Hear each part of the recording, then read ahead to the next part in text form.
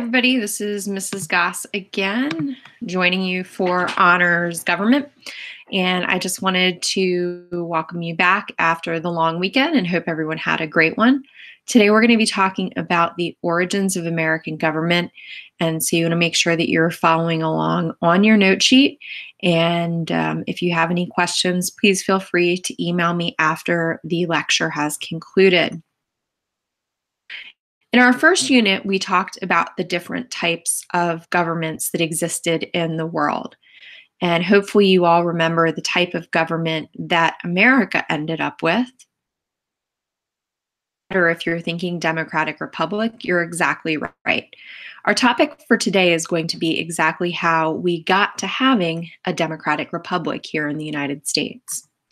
So many of you know from US and Virginia history that when America was initially settled, there were several groups that actually came here, the original 13 colonies.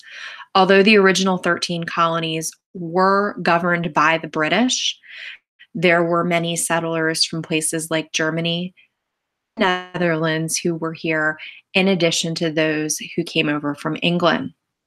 These four different countries were going to have the strongest influence on the founding of what would ultimately be our American government. But before we get to 1776, we have some other ground that we need to cover. Talking about the early forms of government that existed in our nation. And on the textbook version that I have, these are found on page 29. But if you haven't found them on page 29, they are in chapter 2, section 1. Was one form of government that existed throughout the 13 colonies. And ordered government was the basis of all local governments and offices like sheriff, coroner, assessor, justice of the peace, as well as having the concept of grand jury. Exactly offices that have gone away, even though we're now almost 200 years after the founding of our nation. Actually, we're over 200 and some years after the founding of our nation. There's a reason I don't teach math. Also played a role. And this means that the government is not all powerful. It's established in the Magna Carta in England, but this idea would ultimately come to the New World as well. This concept of the government not being all powerful might be something that resonates with you from last year's history course. To espouse this idea, John Locke would have a major impact on our founding fathers, especially Thomas Jefferson, who we'll talk about later this block. And then we also have representative government. Representative government is also an idea that remains popular today, just like ordered and limited government. And that's the idea that the government should serve the will of the people, of, by, and for the people, something that's outlined in the very Constitution that still serves us today. What exactly was the Magna Carta? It's been 2 years since you had World History 2, so you may not remember. But what it was is it was written in 1215, and it was really the very first powerful document that severely limited the king's power and gave certain rights to the citizens that they did not have prior to this time period. Magna Carta would ultimately go on to shape, years later, much of the governmental ideas that was held in the minds of the English colonists. 2 years after the founding of Jamestown, the Petition of Right was another popular English document. It limited the monarch's power beyond the Magna Carta and also ensured citizens of more specific rights, both in England and the colonies that were developing at this time.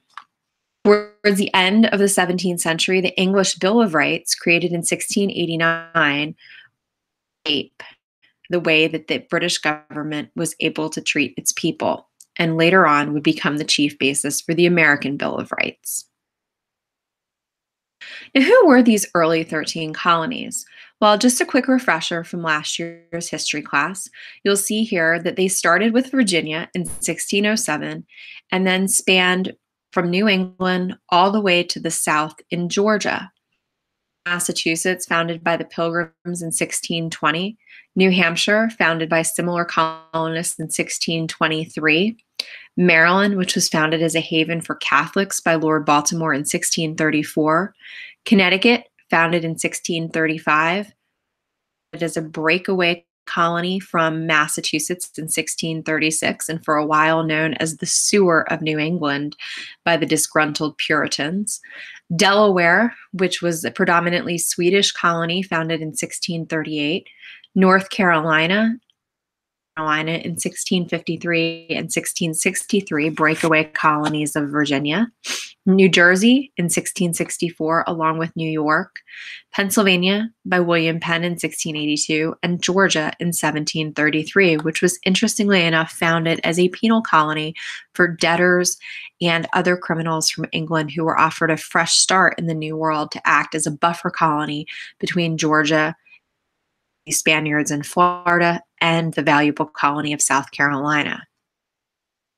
All of these colonies, with the exception of Georgia, were started with charters. Ultimately, with the exception of the 2 charter colonies and the 2 proprietary colonies, their charters would be revoked and the colonies would ultimately become royal colonies. In 1775, there were 8 royal colonies: New Hampshire, Massachusetts, New York, New Jersey, Virginia, North and South Carolina, and Georgia. The king took control of these colonies, hence the name Royal Colony, and appointed a governor for each. Laws had to be approved in those colonies by the governor and the king.